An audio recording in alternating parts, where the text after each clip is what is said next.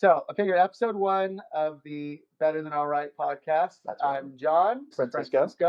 We are brothers-in-law who are also close friends, everything like that. We decided that we would take an opportunity that we had to kind of discuss, turn this into a show, generate a show out of the idea that we are both kind of still trying to figure out how to be the best men that we can be. We have a lot of aspects to that. I'm a business owner. So I'm an entrepreneur. I'm a father, a husband, and then all the other things that I get to be to everybody else. Sure. And Francisco, you're a new husband. That's right. Just fresh. Just happened. Fresh husband. That's right. Flashing the jewelry. Yeah, got it. And obviously still kind of working your way through your kind of finding like career paths. Things Absolutely. Like Yeah. So I think what we're both finding is that the journey itself tends to be sometimes a little harder than we let on, yeah. Which is the whole idea behind the Better Than All Right concepts. That stems, and I showed you before. We'll play it. We'll figure out how to play it. We're bringing the clip. Producer, clip. Bam. That's really just us. That's us, just like in post. That's right. Right. So there's this clip that stuck out to me years ago of this guy. But basically, what he says is that he talks about how men tend to, end up saying, "Yeah, I'm all right." If you ask them how they're doing, they say, "I'm all right," and that is a very loaded response. And but I think every man knows exactly what that is. Yeah, nobody wants to go into it, right? Like, all right is the baseline answer. It's me telling you, hey, I'm not dying right now, and everything seems to be surface level okay. You ever ask a man how he's doing, and he says, "I'm all right. I'm here to tell you, that man is not all right. That man is battling demons that you cannot even possibly imagine. That man is struggling every single day to find a reason to keep going. And the reason we say we're all right is because as a man, nobody really fucking cares what you're going through. So why even bother to say it? But you know what? I feel you, brother. Because I'm all right too." Like when we first talked about this idea, and I floated the name of the show by you, that was what your response to it was saying, was that, all right, baseline, I'm all right, not dying, not bad, horrible, that kind of stuff, but not great, and obviously not in better situation. Most guys don't want to get into that, and I can't necessarily blame them, especially one of the things, the reason why we talked about this podcast also is because I think a lot of guys don't have a space where they can talk about what they're actually going through or feel vulnerable, even with their guy friends, right? Yeah. When I'm with you, I don't want to bring you down and be like, oh Right. man, this is everything that's going on in my life and why I'm so sad or depressed. Yeah. Those struggles are more internal. Sure. And so I think having a space to talk about that and kind of voice those opinions and those ideas is really important. Exactly, yeah. But what I think is interesting is we were floating this idea. We're doing it on text and Slack and stuff like Yeah. that. And because Francisco and I work together too. And so we were talking about this, and it was interesting that you took it in the way that you did, in a sense of all right as a baseline. But I haven't shown you the video clip yet. And Sure. The video clip really points out that that in many ways a lot of them were just lying, and we're just saying, and the video specifically says that or the clip says that that a lot of times we just say it because we actually think we were asked the question as a pleasantry. Nobody actually cares what the response is. Yeah. So why am I going to go into it? You don't actually care. You're just saying, "How you doing?" Yeah. How you doing? And on the flip side, I don't know if you've ever done it. Like I've done it before where I'm like, oh dude, I'm actually going through this thing. That's not the response people are looking for most of the time.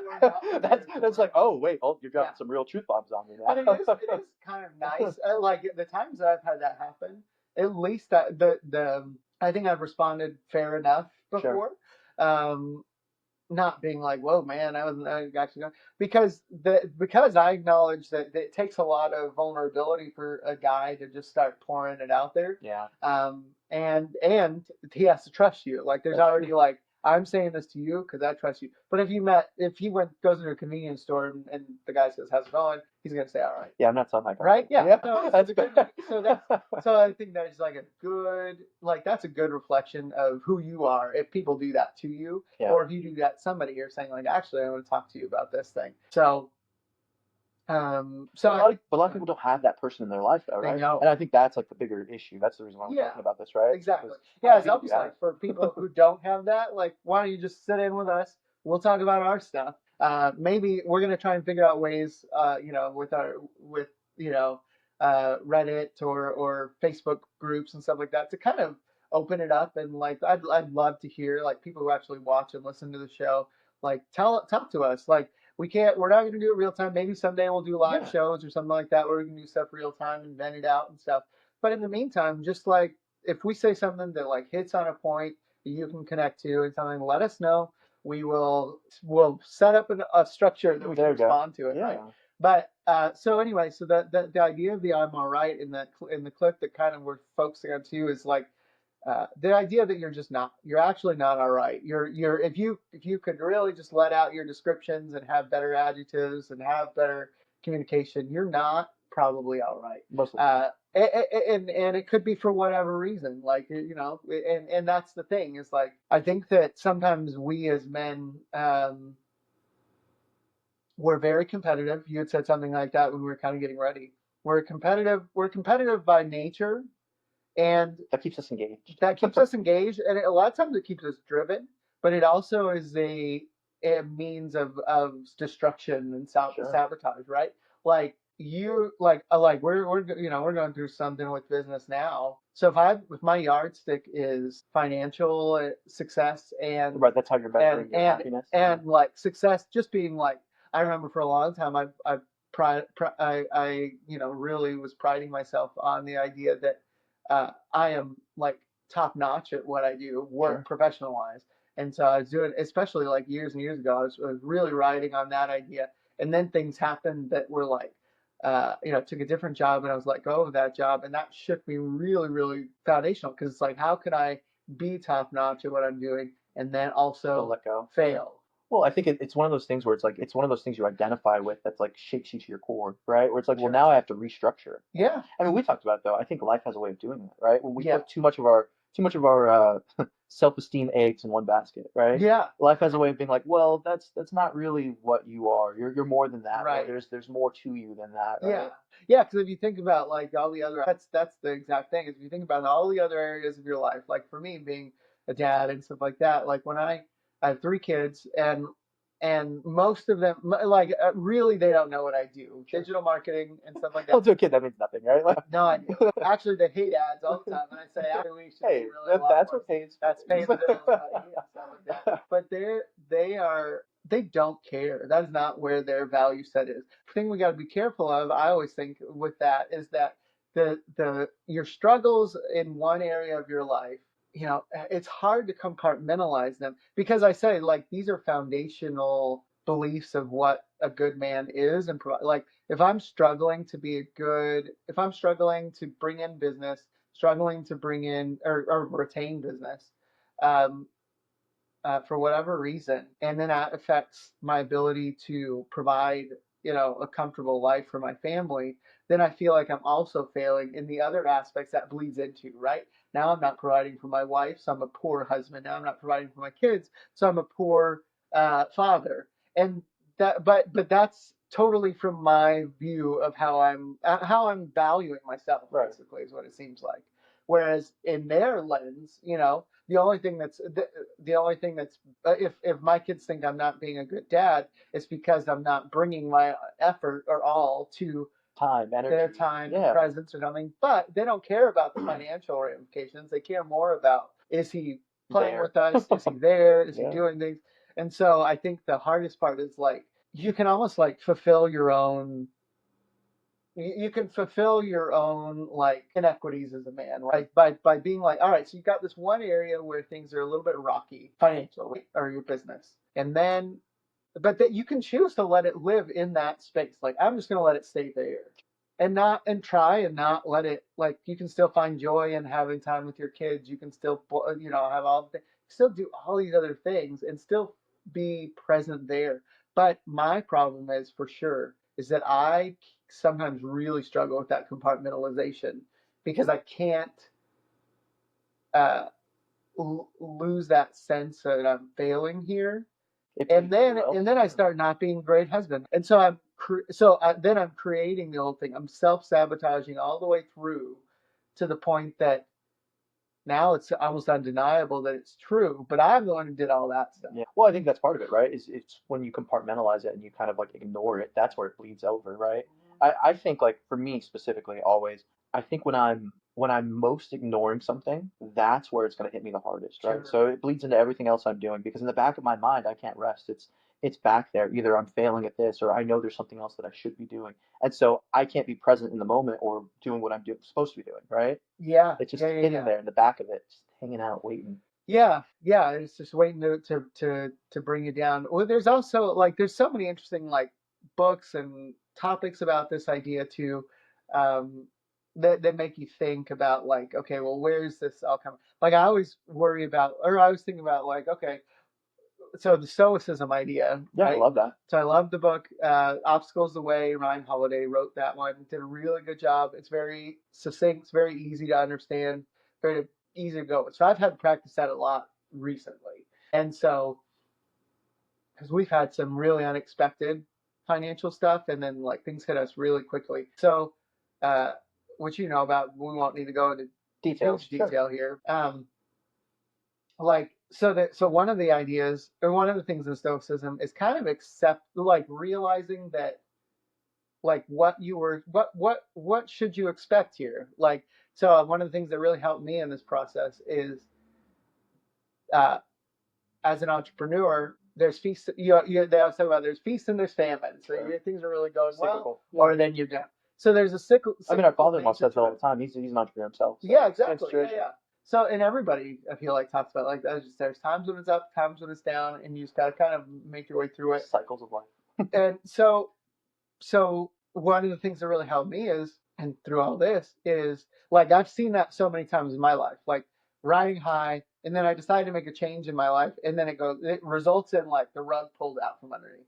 And then I'm like, okay, I'm gonna build back up, and I'm gonna do all these things, and I'm doing this now. And then bam, another rug pull, and I'm just like, oh my God. And now it's like probably like the third or fourth significant rug pull that I've had. And and then, so I went through the whole process, like, being angry about it, being upset, and all that. But what I'm remembering, this idea of Stoicism, and one of the principles of it is kind of just accepting, like, you understand there's cycles of business. You understand the stock market works on cycles. Sure. You understand all these things have cyclical natures. So then why are you getting upset about being on the down? You knew it was going to happen. Yeah. And so what I realized is, actually, I'm not upset about being on the down, or I'm upset about being on the down, but maybe I'm more frustrated with the fact that I was acting when it was up like it wasn't going to happen.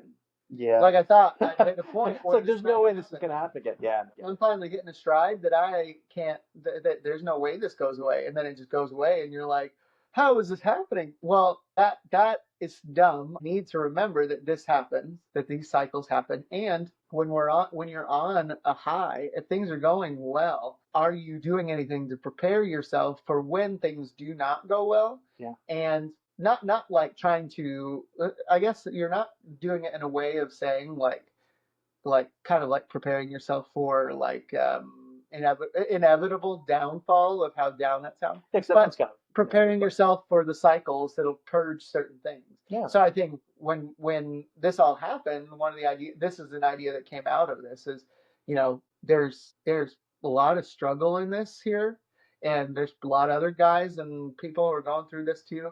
And maybe the whole point is that in this process, we should be, helping other people out who are going through something similar to us, and getting through it, and understanding that, did you, like, those kinds of things, like, do you not understand that there's cycles to this whole thing? Of course you would have, at any point you would have said, oh, sure, business comes and goes and Yeah. ebbs and flows. Well, then you're on the ebb, or the flow. I don't know which side is Yeah, yeah. I don't know which way it's flow. Right. I don't really know how that works, but no, I agree. And something that I think we really touched on before in a previous conversation when we were just talking was that like I always think that putting all of our focus in one area, sometimes it creates that downfall, right? Sure. We put all of our focus in, like you were saying, business or Yeah. financial piece, right? Sometimes that creates like a rebalancing situation where we have those rug pulls. I feel like, I mean, we talked about it before, right? In careers, especially, I've had this rug pull thing happen to me so many times too. And I think that that's like life's way of refocusing us and kind of re-guiding us back to what our purpose is or what we're supposed Sure. to be doing, right? Or things that better align with who we are. And I think life's sometimes just a series of that, right? Yeah. A series of rug pulls. And hey, now we've got to refocus and determine where the next direction is, where we're supposed to be going. Well, and I think there's a lot of that's 100% true. And I think there's there's so many layers to it. It could be there. And I think that a lot of times life pulls those rugs from us when we're not living lives that are authentic to who we want to be or who we Yeah. say we are. Yeah. Right? Well, there's like a mismatch there, right? Yeah. Yeah. If you're like I was talking to my wife the other day, and I just thought I was telling her I was having this moment of this kind of clarity type moment, right?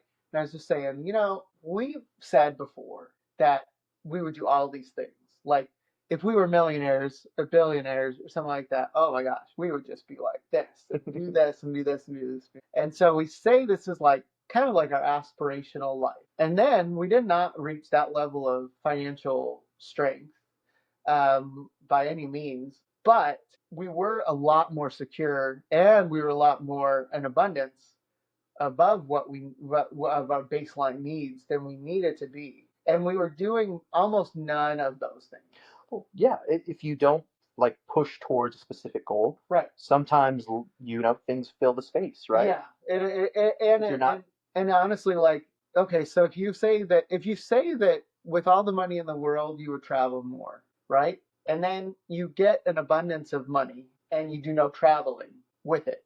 Yeah. Wouldn't you then be saying that you're living kind of inauthentically? Yeah, if that's not who you want to be, right? If you want to be someone who's traveling, that's one of your like core tenets. Or one thing we talked about, I said this to my wife too. I was like, what's fun, we talk because we were talking and one of the things that's really great about talking to my wife is like she's kind of like always like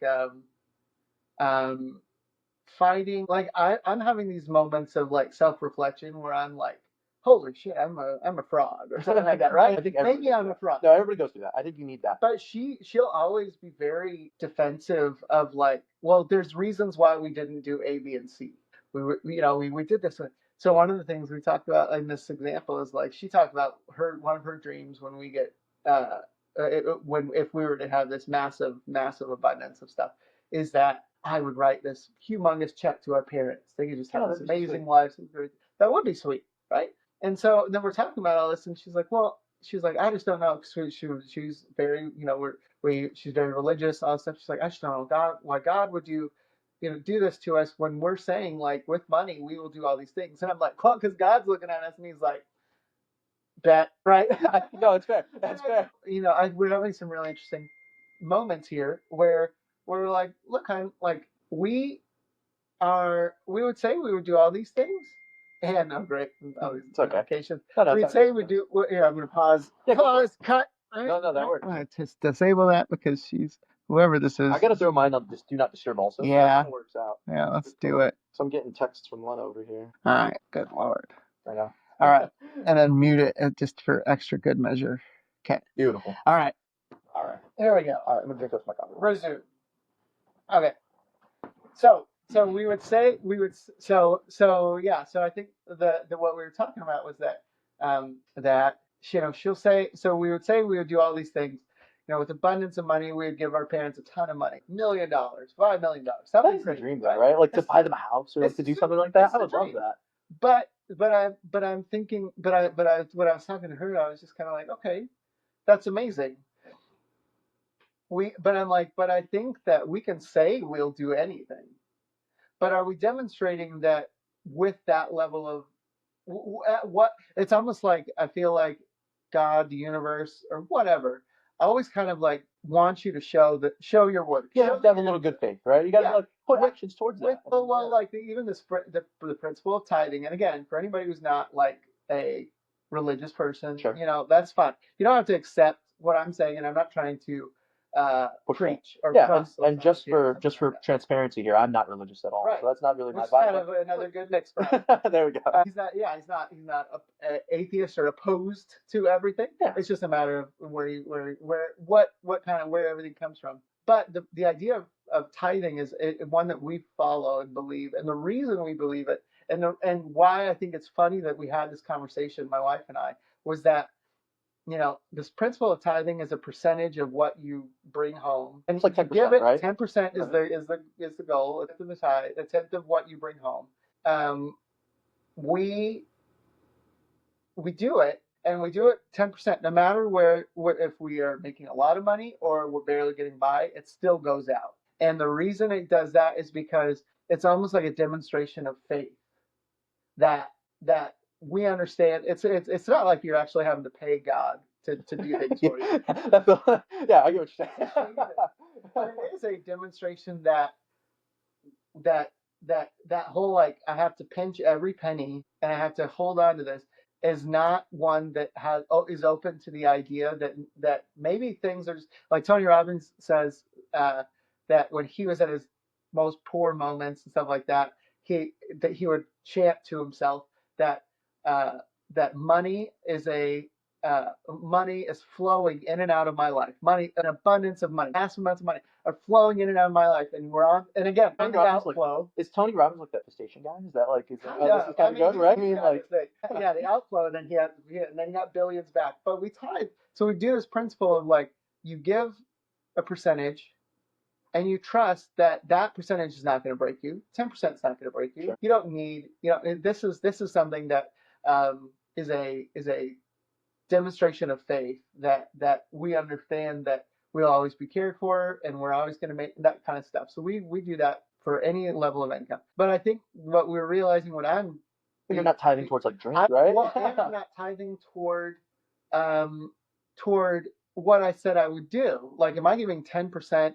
Obviously I can't give, like we said, we want to give our families $5 million. Like, I can't give that 10% now. But what can we do is a demonstration of appreciation or something like that in a small token. Are we doing it like it's an all or nothing? We're like, well, if I can't give you $5 million, I can't do anything now. And I'm not saying we even need to give monetarily, but can we say, why not, or work towards that kind of spirit? Something nice for them. No, and then another moment of clarity being like, what's funny, like we live way East Valley here, and you and the rest of the family live very West Valley, very separate.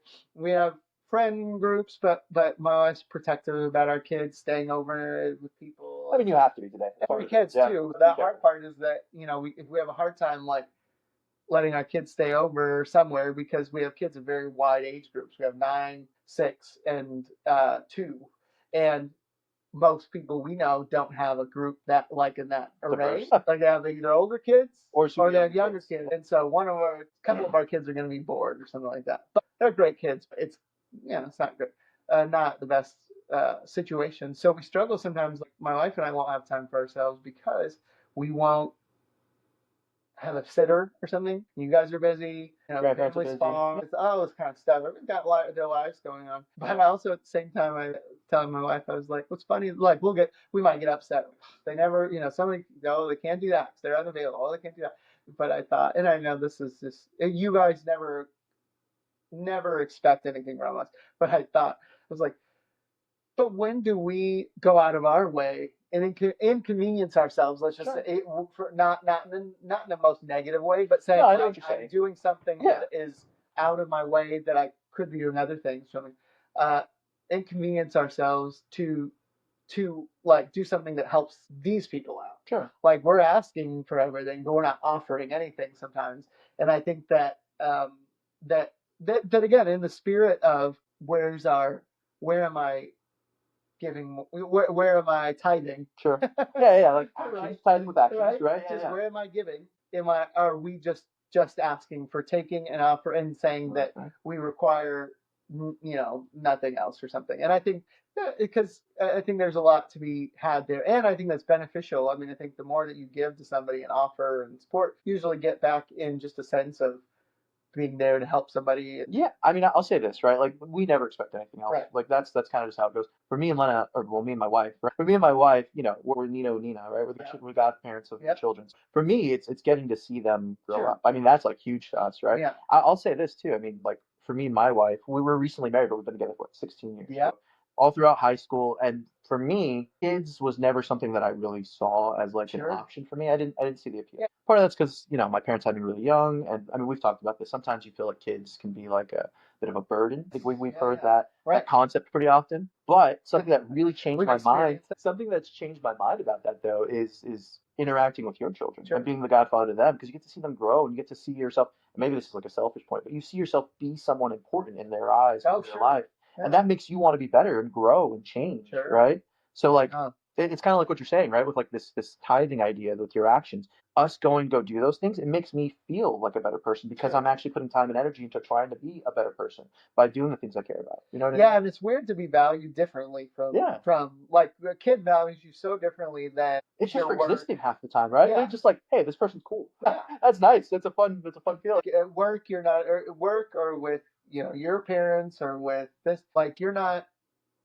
If you just thought like going to work or work for clients or something that we'll have or something like that, like the idea that you can just uh, talk to them about a cool like movie you saw or something like that, and Yeah. or just just come over and sit there or Just enjoy each other's time. That's kind of nice. or like no, that's not what you're being asked to do. It's not how you're being appreciated by other groups. But yeah, kids will just be like if we just needed to like hang out. Like, Yeah, quality time is all that's there. You don't Yeah. necessarily have to be doing something. I think it's No. like that with most people, though, right? Yeah. Like my favorite time is like when I'm hanging out with some of our friends, and there is no agenda. There's Sure. not like a set thing. We're just existing. We're existing in the same space, and it feels nice. And if I have a thought, it comes up, and if not, then we just kind of sit, and that's Yeah. perfectly fine, you know? Yeah. No, That's nice. it is that is a good hang is always good. I wanted to go back to what you were talking about though, Yeah. with like this whole idea of like, abundance and having millions, right?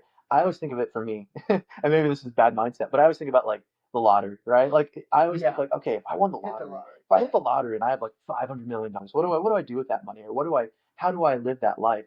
And Sure. you're right. How much of my time and energy is put towards doing any of that, right? Sure. Like to give background to like viewers, my background's in coffee, right? I coffee production, roasting, cupping, drinking, enjoying, right? Right.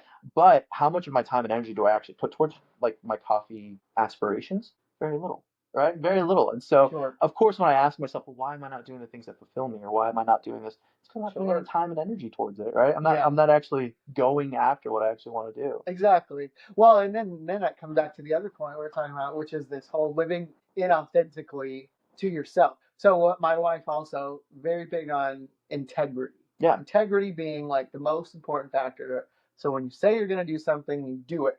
That is an integrity move. And anybody she's ever actually gotten really mad at is people who she feels like lacked that integrity move. Like you said you were going to be this way, and then you did this. You said you were going to do this, and you did this, and that's a big red flag for her in a lot of ways.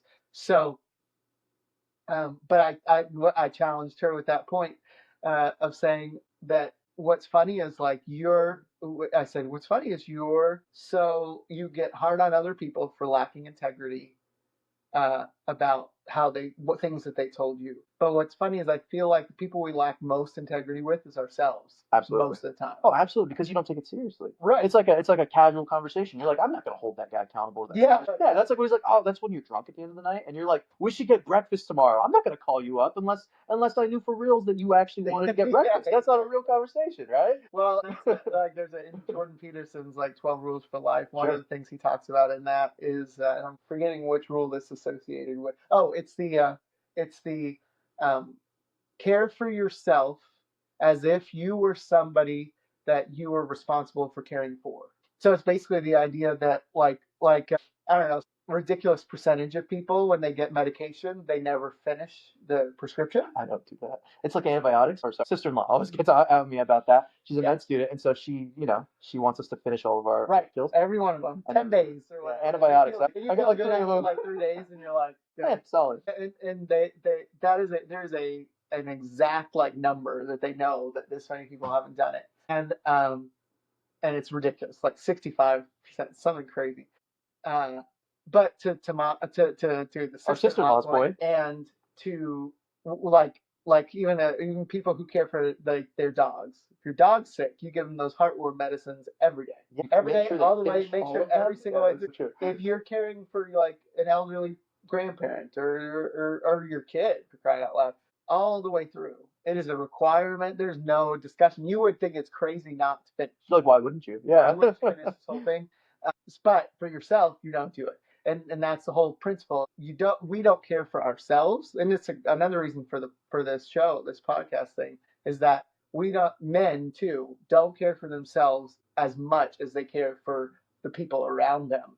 And when the people around them, when they perceive that anything that they're doing or that we're doing is having a negative reflection on the people around them, it's like an amplified Yeah. like devastation. Like again, my business is struggling and it has a reverberating effect about across our family, and it extends to you guys, your family. You're working with us too, so it's like extra weighted, this weight and this pressure of like this has a amplifying effect on the people I care most about, and it is my responsibility. It's a very heavy weight. But it's also not your responsibility to carry that alone. Sure. Right? I mean, that's part of the Right. reason why we're talking about it. Right. Or- No, exactly. And like at the end of the day, yes, you're the one responsible and you're the one who's doing it. Right. But I think it's much easier to lighten the load and lighten the burden when you can share these ideas and these Yeah. concepts with each other. Right? Like something I'll tell you too, right? Is like I know you're saying it has reverberating effects Sure. for me, right? But also, I think this is I mean, we talked about this too.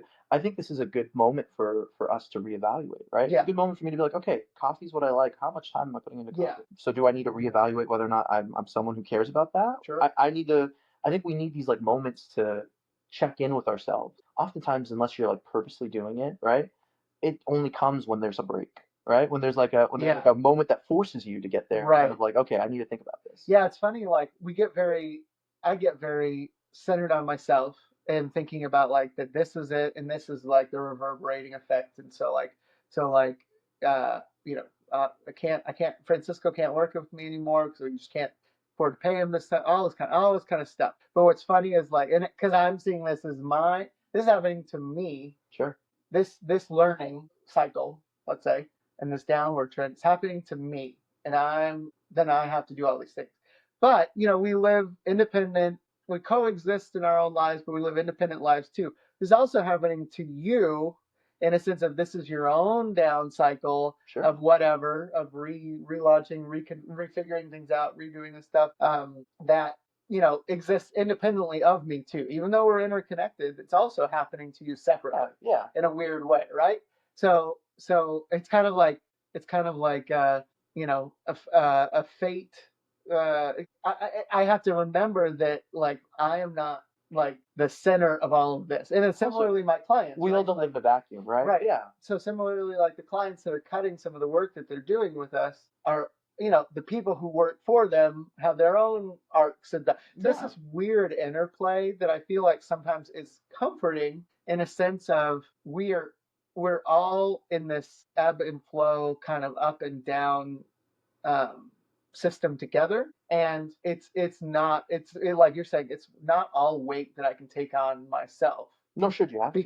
Because sometimes it's almost like accepting that there's certain things that maybe it's just out of like my control. This was meant to happen. Listen, that is something I have to like remind myself on a daily basis. Is like, what are the things I can't control? Sometimes that's it's a stoicism thing too. Yeah, there we go. I love that. But like one of the things that like always gets me is there are things in my control, and sometimes I'm just.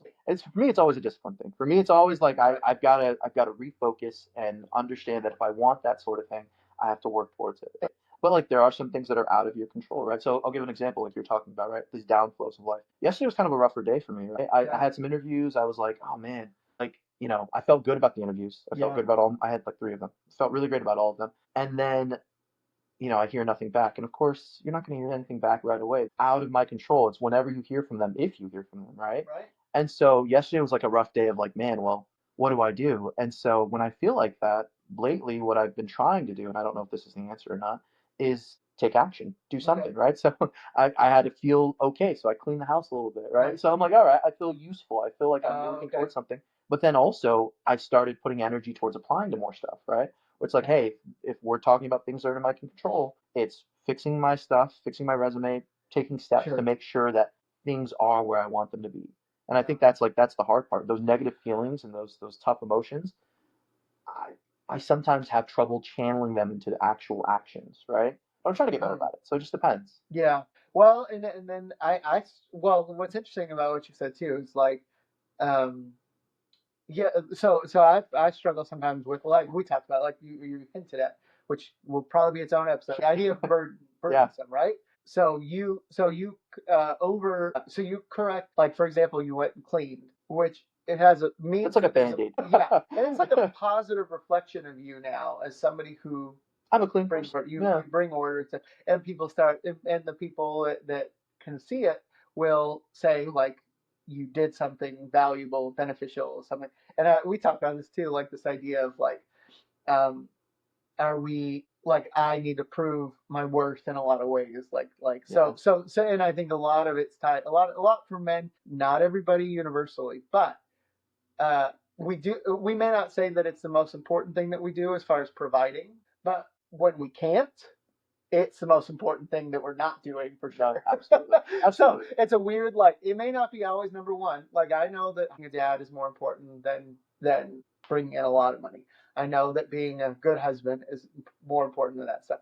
But but when I can't bring in money, It amplifies. it's and like I just like we talked about already. It rolls into the other things, and I feel like I can only. It's almost like it lowers the meter on the other things.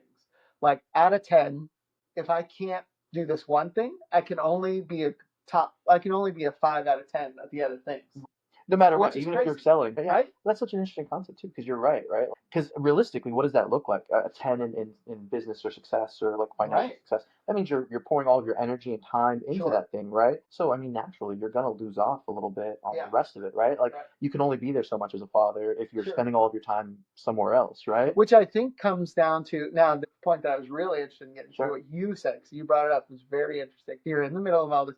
So obviously we have to work, and obviously I'm not discouraging any of the stuff that you're doing. Obviously we have to work. We have to bring in money. We live in a Society capitalist that does. society Yep. that brings money. That's how we live.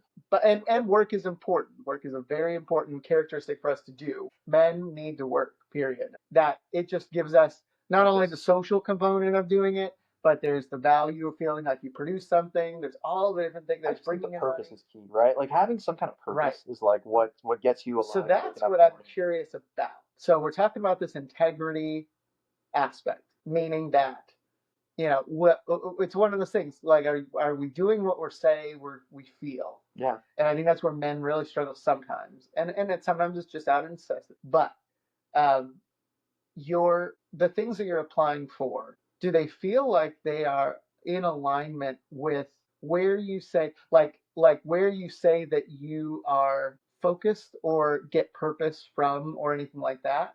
Like what do you think that is? Like I know you've struggled with coffee, whether or not you want to get back into it, whether or not there's resentment or feelings there. Sure. But like where is that? Are you moving toward purpose, or is this, are you moving toward purpose and fulfillment and meaning, or is this going to just be is this acknowledging that this is a stopgap to achieve that, or is this just I don't really understand what the vision is and I'm just going to go? So I'll say this, it's probably a little bit of all of it, right? So it's definitely more of a stopgap for me, right? I mean, like if I'm being real, career in marketing is great, but I don't necessarily think that's where I feel the most fulfilled and most happy. Yeah, right. Where I think is coffee eventually, right? I Sure. think being a business owner, I think having the freedom to choose and do what you want to do, and I think I can get there by working in marketing, right? Okay. So for me, right, if I stayed in coffee, you don't have a ton of options. One, you're limited by your options by like what's available here, right? And in production, there's not a ton of it, right? You have maybe two, three companies that are like super up there, unless I were to like leave and go to Seattle or something, right? Got it. Then you can do that. But in order to stay here, in order to keep that going, I would need like some kind of stopgap to build up enough money and eventually get there. So for me, that's kind of where I'm at. Now that doesn't necessarily mean that like that's where all of my purpose lies, right? Part of this whole process is also like me questioning and understanding that like, well, I've aligned with this coffee idea and this being my driving force for the last 2 to 3 years, right? Is this still the case, or is this something that needs reevaluation? I am Sure. somewhere in between, right? I'm somewhere that's kind of like, I kind of want to keep working towards this, but I don't necessarily know if this is the right goal or the right place to be working towards, right? Yeah. And that's hard. I don't know what that looks like. I don't know where that becomes, but I think taking action is probably the best move for me right now. Just doing something that works towards it, right? Okay. Yeah. No, that's fair. But I mean, I don't know. Well, I mean, I think that's why we started discussing doing this Right. all of 2.5 to 3 weeks ago, right? And then it was like, I really like this idea. Let's go for it. Great. And then it was like, God, this should be something we do now. Like, Yeah. let's just go now. What, Taking action. Yeah. let's not wait for everything to align. Let's not wait for all this stuff. Let's just do it. Start doing this and start putting it out there. And I think we'll get to, and then make our goal something as far as how much can this conversation get out there? Yeah. Can we reach a lot of people? Can we make? I mean, that's the real goal. impactful, Yeah, right? exactly. Is to reach people. Reach people, reach men who need to hear it and be a part of it in this conversation. And that's really where I think I think this is very cool and where we'll learn a lot about ourselves and other people. I think the goal is to have people on too at some point that we can interview and talk about like their perspectives on things, because I think the more we talk to each other, the more we realize that there's just like gaps in what we're thinking, like I didn't really think about it that way, or that kind of thing. But like kind of what one thing that I think I did a while back, it's actually very cool. We had it was like in the COVID year. Is it like when I started my business? It was like during COVID, and it was kind of actually unintentional. Like the original plan was to end my job where I was working before and do this business, and then this business would allow us to travel and do all this kind of stuff. Yeah. Like work remotely and all this kind of thing. And it was going to be in May of 2020, and the plan was to do that. And the plan was to do that. We already had this plan ironed out in like 2018. Like this is the plan. The timeline was developed later, but it was like, and I remember like we were gonna do France in 2020. France in 2020 was the mantra. And You had everything planned. ready to go, and then we had a bit of a downturn For sure. but the plan was still in motion to do the business. And so, but I remember writing out like goals and writing out like, here's what I want out of life more than just the job. Like we get very focused on this hourly rate, this flexibility, this. But why and to what end? Like, what do you want to do? So like, Why do we want those things? Yeah, that's fair. if I said I want my salary to be, $200,000 or something like that, why? What do you want to do with it? Maybe instead phrase what you want your life to look like. So I remember saying things like, I want to be able to have flexibility to spend time with the kids, be done with work around this time. So I listed out, I don't remember all the numbers and stuff that I listed out, but I remember I listed like a good, like really good, like here's kind of just what I want out of this stuff. And then I looked back on it. I found it because I was cleaning out the office, and I found it again. I looked at it and just thought, man, I hit it. Like every one of those goals was hit really well in some baseline goals, unbeknownst to me. But setting those goals of a lifestyle that I wanted were there, with a few that maybe we didn't hit exactly, but really, really good progress, amazing progress, obviously during something born out of 2020. But I realized too that I probably need to rewrite.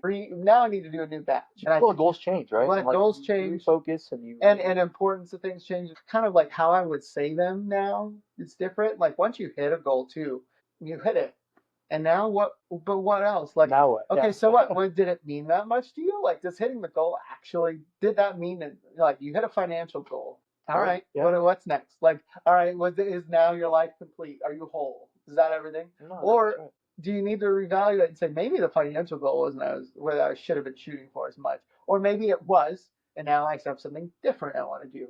Like I'd rather spend time doing this, or I'd rather really focus on this relationship, or I want to build a friend group, or I want to build do this stuff, and then point your map out a plan of like how are we actually going to hit these goals that might then change your life significantly. And the thing that I keep saying, the thing that I keep remembering is once you start doing that, it's like have the expectation, because again, whether it's God or the universe or energy or whatever you want to call it, sure, be prepared for like tectonic shifts to come into play and be like, you said you wanted to do this. And guess what that means? What's funny is like we never think we have to pay a price for any of this.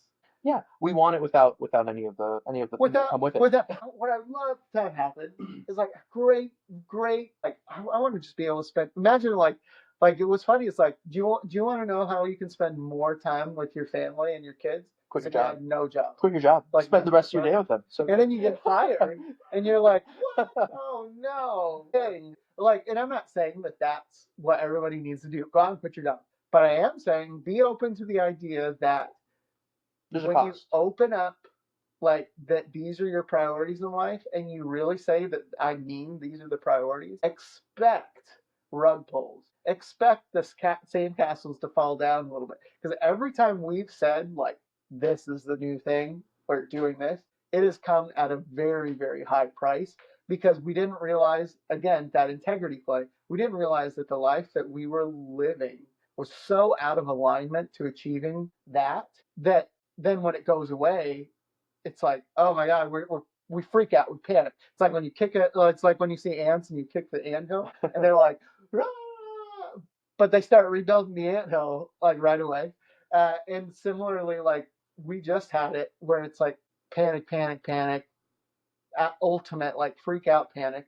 But then taking a step back to be like, huh, I can see where having more time and having a time to and having enough money to get us by and then having the ability to grow something new, this all makes a lot more sense now, and I think I get it. I think I get why everything needed to be disrupted, and then you realize that you're the one who disrupted it. Like you're the one who moved. You're the one who said these you things kicked are the important. anthill. Yeah, you kicked the anthill. There you go, man. Feel it. Yeah. Like this is your life. It's painful. It's hard, and it definitely sets me up for a lot of all right days of just saying, I'm all right. Yep. I'm all right. I'm all right. Which is not all right. It's very much like stress, pain, anguish, being freaked out, yeah, being uncertainty, scared. right? Yeah, I think that's like stuff. That's what it all means. That's where I am in a lot of the days. But it's totally self-created, and I think that's a really challenging thing to go through. but a little empowering. Right. I mean, like, it's kind of like, well, hey, if I'm the driver here and I'm the guy who's Right. creating these issues, then that means that I'm also the guy who can fix them, right? Yeah, no say. And I think that a lot of times we fail to recognize that, right? And there's like the massive cost. Like we have people in our lives that we know that refuse to learn from that or refuse to see that the tables are being overturned, the rugs are being pulled, the fires are being set, that all of these things are being done. Jump right back into it. Yeah, exactly. To say stop. Like this is not what you want. Like you say this is not what you want. You've said it. And yet we're not listening to this whole situation of like, this is where, like, I know that giving up is like so taboo these days, and especially for men. It has like a really negative connotation.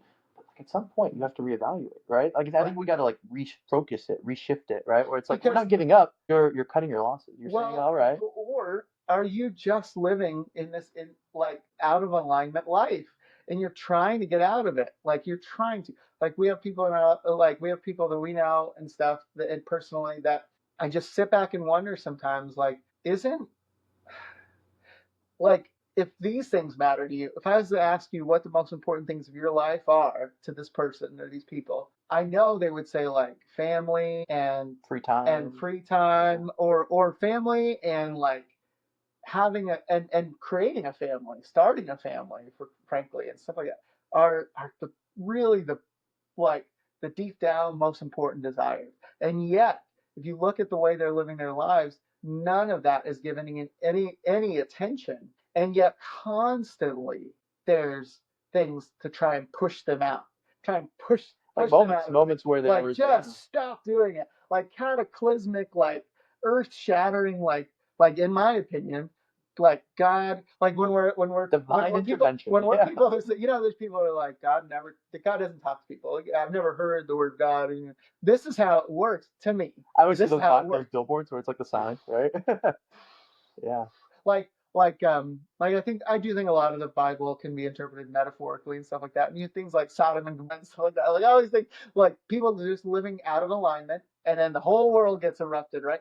So I think that's the way it works. And yet we fail to recognize it. And then we live in a society that's just like never give up on things, never give up on this, which I fully agree with if you know that what you're doing is purpose driven rather than maybe just seeking approval or seeking like your own Status. justification Yeah. of I'm a person like we talked about like achievement matters a lot to me, and when I don't achieve, then it becomes this whole cycle of things. But if that's really the bedrock that you're really trying to go after as achievement, and that's where your value comes from, You're constantly going to then be chasing. and you're constantly chasing other people's approval, and achievement comes that'll come at a cost. And if you're somebody who, so like I feel like if you're somebody who's saying like family matters above all, and all this stuff, and I want to have a good relationship and I want to do this, and then all of your life is devoted to achievement on other things, then expect those rug pulls, expect all that stuff. Because you're not in alignment. I get what you're saying. Right? No, that's fair. That's very fair. But see, this is always my worry about something like that. I think it's so easy for us to see from the outside, right? Right. Like I can see from the outside perspective, oh, that person's not living in alignment. That's so easy, right? It's very hard to recognize internally when that's happening to yourself. Like you're Right. saying, it's those rug pull moments. But even during those rug pull moments, you're right. There's a level of I can't give up now. This is just part of it. This Yep. is the cyclical nature of trying to do something, right? No, So when do you recognize that? How do you recognize that? I Right? think That becomes an issue. so I think that paired with of our kind of our more isolation culture, Sure. especially after COVID, but even before, like this idea of like, oh, so fun. It's like there's a lot of social trends about that, like oh the introverts who go out and hang out, like Yeah. they just want to be at home and do nothing and watch Netflix and binge and do all this stuff, and nothing wrong. Well, I mean, I won't say there's nothing wrong with that. I love it. That's my I mean, it is great. It's fun. You get stuff to do with shit on TV and stuff. But but I do think that the how we do that is things like this, like check me on conversations. it, Yeah. check me on it. If are we are close enough to where you can tell me that Hey man, this is a you're little different. have you ever Yeah. thought about this? Seems like you're not doing this. See, hey, you told me that what you want to do more of is this, and yet here you are, like we just did now. Like I was just like, hey, just throwing this out there. You are is what you're doing in your next step of your career, is that purpose driven, or is it purely seeking the next thing that will then also be The next non-fulfilling, no, right? agreed. No. Like, are you making it? Is it something is that actually moving you toward where you want to go in a vision, or do you need to take this time to set a vision? All stuff. So that's what we have conversations about. I think right? honestly, yeah, no, I think it's a really good point. You're right. If you don't have this conversation with anybody, then it's hard, right? Yeah. You're right. You're 100% Like right. my mom lives alone, and she's lived alone ever since I moved out. Sure. Right? It's been a long time. And sometimes I go visit her, and I'm like, "You're having some crazy thoughts here, lady." Like, and she knows this. She'll watch this it's and be really- like, "Excuse." And I'm like, "No. You need a sounding board for your craziness. Like that's we all why need that. We all need that. we all need that." And yet, I think that men don't like to sound off on this stuff too, which is why like the worst idea you can have is an idea to kill yourself, right? Like Yeah. that is the worst idea. But that idea is not the first idea you have. That's an idea that comes from so many other ideas that have swirled around in you, and you have, and I don't think that men have sought that. I mean, men commit suicide at a rate of like 4 times. 4 times. Actually, I've heard up to 8. Yeah. Veterans commit like come back and commit suicide at this astronomical rates. And I think there's that we were talking about that too. There's this, while obviously war, we blame the horrors of war and the horrors and terror of being in the military. Yeah, and I'll never know what that's like. But we rarely also then say, well, what about just the lack of having somebody to commiserate with, like your brothers who you're also in the military with? Someone who You understands. take that away, right? You take that away, and then make them go to like a VFW or seek counseling.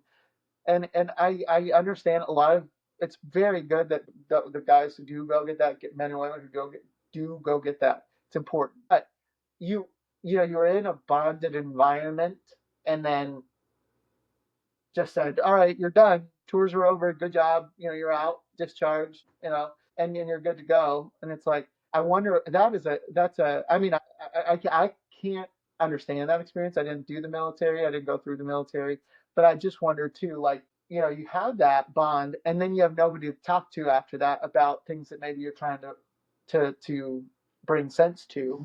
and then all this stuff.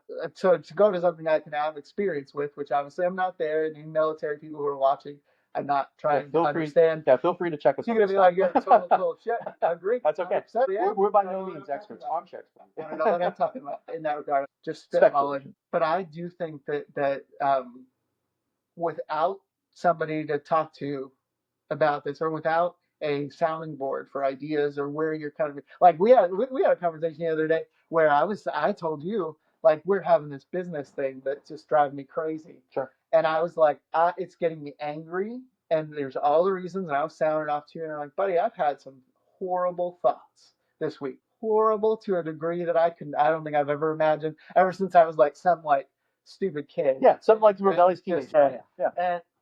But I'm, as an adult, never had these thoughts before, and now I've got them, and I feel horrible for having the thoughts, and and I said them to you, and I mean, you obviously were surprised, like, yeah, but you could also just be like, look, you know, we've all been there. Yeah. If you don't have somebody to talk to, and you just let that kind of stuff fester, like I had that same day, I talked to my wife about this issue, not the crazy thoughts issue, but like what was going on, the work issue. Talk to my wife, talk to my father-in-law, talk to you, talk to everybody, to where it was starting to just become exhausting. It was like, all right. I'm just gonna have to go with this thing. It definitely started to become easier. So I just think that, like, to your point, like, about needing to get this stuff out there and have somebody. I think that's just what we need, and we have gone away from that, because I think that I for sure live. I mean, I work for myself, right?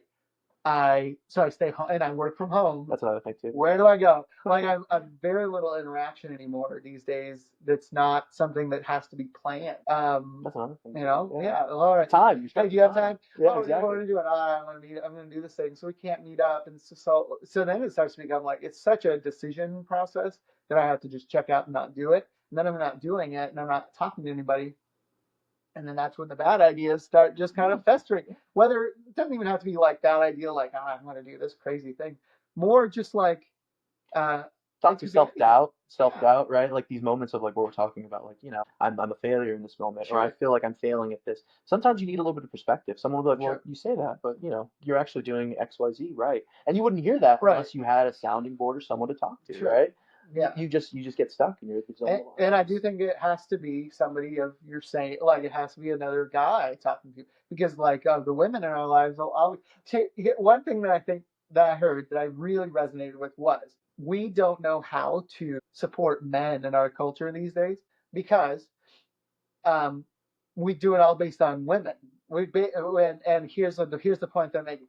For a woman to feel supported, she needs to feel loved and cared for, and so loved, cared for, and supported is really kind of what that thing is. So when our wives are doubtful, or when they're doing something, or they're not feeling good, they want to know that we're there, comfort, we're comfortable. And so we do that for men too. Hey, buddy, I'm here for you. You need anything? And that's great, right?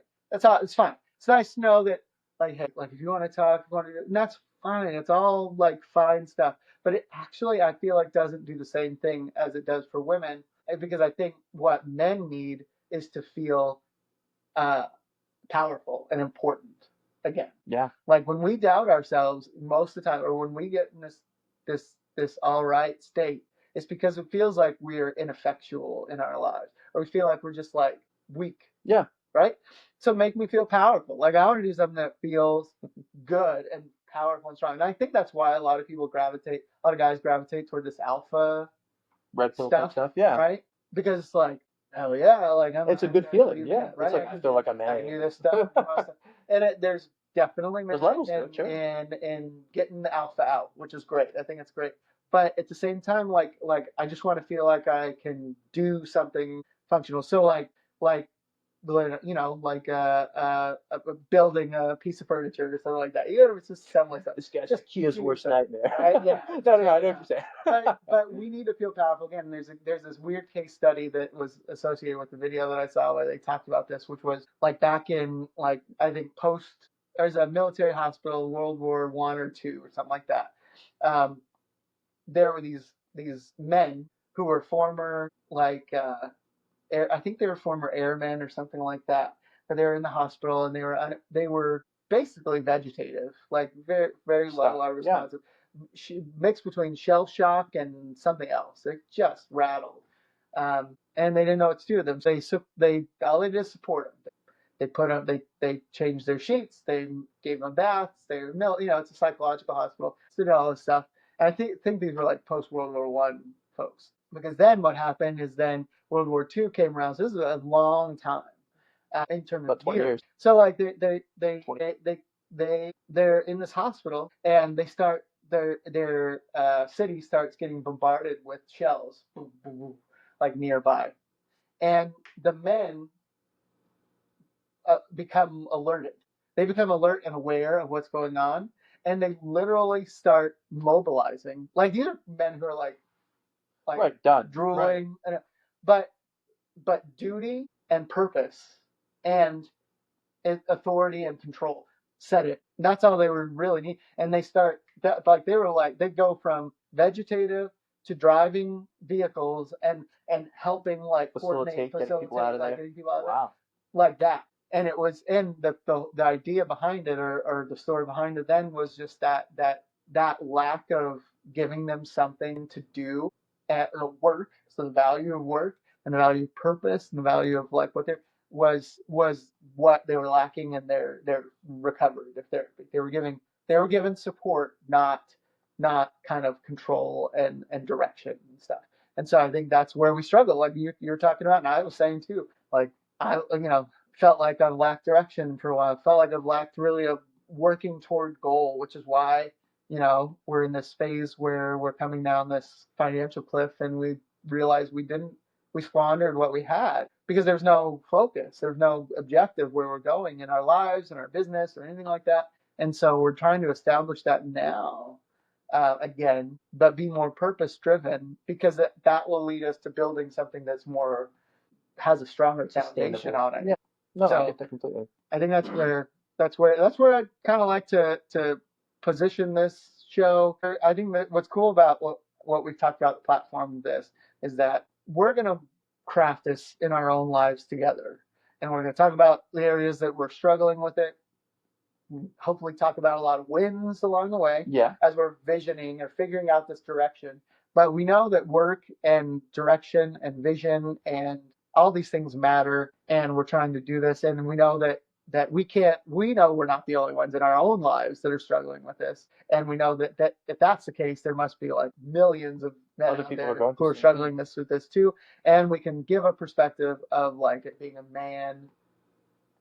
This is a man, like we know what men think, at least from our perspective. Sure. So we're going to do our best here. If you don't connect with it, and that's you don't understand, that's fine. But we know that there are a lot of folks out there that will, so we're hoping this will work. So something I thought about while you were talking about this too is I thought you made up a really good point. Something you were doing when you first started your business was you actually highlighted your goals, right? You said, these are the things I want in my life, and this is how I'm going to get there, right? And then eventually you modeled that after. Something that might be powerful, not maybe for this episode, but for like another episode, might be a good idea to like actually do that for ourselves. Yeah. Right, where we do that with the viewers, with the audience, right? And say, hey, these are our goals, and we're going to try and take steps towards doing that. One, that changes our lives. That makes it a little bit easier so that we can kind of demonstrate what we're talking about. But two, I just think it's kind of like a fun experiment, right? Yeah, and then there's a level of accountability. Hopefully people will keep us in check. And we can keep each other in check. Yeah, that's not a bad move at all. And then what's cool is the times that I felt the most empowered in my life were not necessarily the times that I won all the time. It was the times that I said no when my weaker self would have said yes. The couple examples. My first job out of college was at an ad agency, and I was there, and I built my career there. It was like from intern to director, and it was 7 years of my life there, and built it, and was very proud of what I did there. But then when I had my son, my first child, and priorities started shifting. Obviously I want to spend more time with him. I wanted to be a good dad. I didn't have a dad in my life, so I wanted to be a good present father figure. Sure. And so we had agreed, this is pre-COVID, so we had agreed for a while that I would work. And it was like, what is that? Definitely. FMLA time, non-paid hours. Just I time would, off. Yeah. I would on Monday afternoons, I would work half day at the office, and then only Monday afternoons I would work from home. I was online, I was doing everything like that, Still doing what you normally had to do. basically for free. Um, That's a good point. yeah, and after about a month of that, this is it's after like all the like paternity time frame, which so there's a few months here, but after about a month of that, I pulled into the one of the owner's offices, and he's like, "Hey, well, first of all, it was a very confusing thing. He said that I'm letting the team that I was managing, I was letting them roll over me and all stuff and whatever. I was not strong enough." And then a few sentences later, he said that they needed the company needed me there. It's not the same when I'm not there. Don't know how you rectify that. Don't know how that makes any sense. He basically said I had to come Had to in be there. full day on Monday, so you got to figure out alternative. And I just didn't want to do it, so I threw my pen and paper down, and I was like, "No, I don't want to do it." I'm like, "Nope, I don't think that's gonna work." And it was not long until after that then I was like, putting in my notice and stuff. But I just remember like that's a line. I'm not gonna give up that line. Like you can do it, but I'm not giving up the line. So I took a stand. I felt very much like I was taking control of my life, not letting. We let our companies many times just dictate our lives for us. Yeah. You will begin these hours. You will take this time. Because of the necessity, we forget that ultimately we're saying yes to all of it. And if we ever say no to it, that's okay. It has ramifications. It's an option. Yeah. But a no is there, and it's a complete sentence, no. And so that's what I said. So there was that time, and then there was a couple more times throughout, like I remember in another job, and it was before starting my business, and I definitely took that job as I gotta have money coming in, and I can't just jump ship yet. So I just took the job, and then my boss asked me, she's like, "You don't seem fully Committed. you do the work, you're happy to be here, you're great, good person. But you don't seem like you're like in a culture." That's not wrong. That's a fair point. Is there something we could do? Is there something that I could like offer or like, is it, and I was like, no. I was like, honestly, here's the thing. I don't plan on staying here very long. Like, here's the plan. I want to start my own business. I want to do this. I want to travel. So I only see myself staying here through the end of the year. And it was so nice to have integrity to myself. Because you said it. Yeah, you weren't trying to hide it. And I told her, I was like, look, I'm actually not like and what's funny is she said afterwards, she's like, well, this is not the conversation I expected to be having. I expected to like I'd have to give you like a raise or something. Yeah, there'd be some kind of monetary yeah. I'm like, no, there's really nothing. Like it's nothing. And I'm like, and it's also not that I hate working here. It's just that it's not what I want to do, and it's not aligned with who I am, not aligned with who I want to be. And I remember my wife was like, should you have said that? And I'm like, I felt great. I felt like also you're being truthful. I think there's a level to that, right? And then I was great. It's like, yeah, then we always had honest conversations. She's like, hey, can I get you for a few, like, does it have to be this day? I'm like, not really. I'm not like, yeah. I'm not out the door. Actually, it would be better if we waited. And then it would be better if we waited till like March or May of 2020. Best time, yeah. But not knowing those but it was a very great. So there's certain things that saying no or like saying that this is not where I want to go. It was really, really awesome, which is again why I brought up that point of like to you as you're on a job hunt, and I know that there's a level of, look, I'm just trying to get. I might just take it and get some money. That's fine. Yeah, and that's totally great. Like I acknowledge that, but you can also acknowledge that for this period of time, you have to be going toward the vision somehow. So you're trying to get money, and it's for what? So make sure that what is going toward a vision that you have and want to achieve. And then as soon as you can reach that point, the very soonest moment, make sure that you're out at the other thing, because you're devoting a majority of your day to something that is not not integrity to yourself. Yeah. And you're going to suffer for that to some degree. You're paying a tax. That's fine. We all have to pay a tax. But get that tax out of there as soon as you can. Cut it out. And so make sure that's what I think is really cool about that. And that's why I think, me too, I'll say this, like I had the same feelings about where I am with digital marketing and stuff now. Like I built this business, so there's a lot of pride in it and that we were able to do something really important.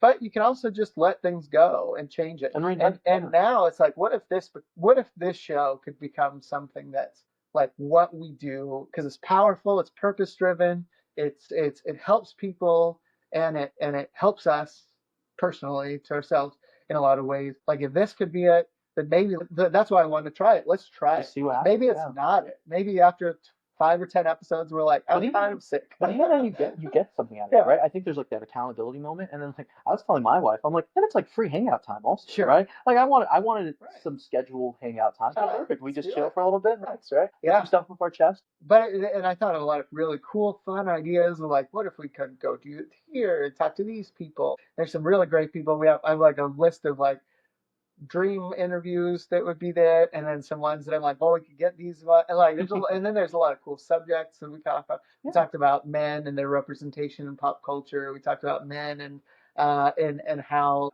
actually I thought too, like at some point, I know I was kind of keeping like families, but our father-in-law is a really interesting person to talk to. I think he'd be great to have to bring on and talk to him about his stuff. And then I thought it would be really fascinating to have like my own son join us for a show. Yeah, talking about that actually is kind of like your dad has all these thoughts. What do you think? He loves to make people laugh. So I feel like he's gonna be trying to crack jokes all the time. That might be awesome. That's okay. I like that. That's a good time. Experience of talking about emotions and feelings, but I think we can do it. But that's also like an important learning point too, right? I mean, like learn young to talk about this and filter some of these things out. I think that's probably really helpful, right? Yeah. Part of that is like, especially growing up at school, you're not really told to say what you think. You're told to kind of just go with what's going on. Yeah.